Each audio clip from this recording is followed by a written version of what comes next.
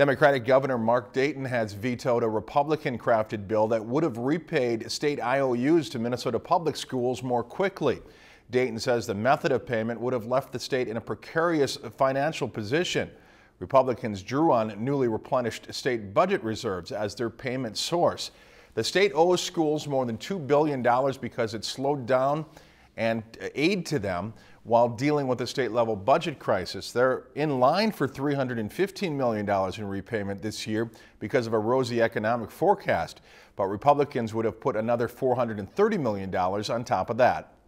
Using the reserves to advance the shift payments would only make a bad situation worse, and in MMB's judgment, would likely to force the state into short-term borrowing to pay its bills.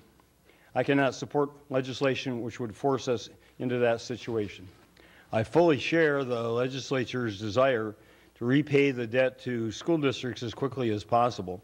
I supported legislation that would repay the school districts with revenues raised from closing corporate tax loopholes, which allow companies to avoid paying Minnesota taxes on their foreign operations.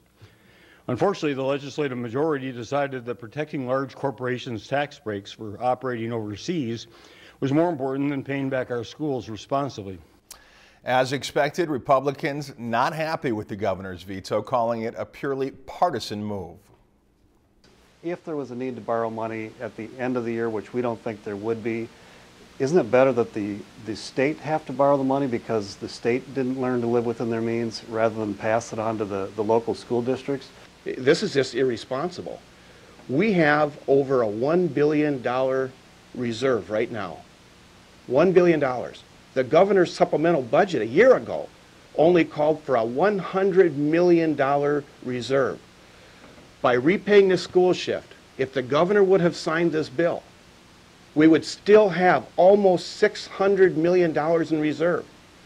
Who wouldn't pay off a credit card instead of continuing to pay high interest rates when you could take the money out of your checking account and pay it off and still have money in the bank in case something happened? If you've enjoyed this segment of Lakeland News, please consider making a tax-deductible contribution to Lakeland Public Television.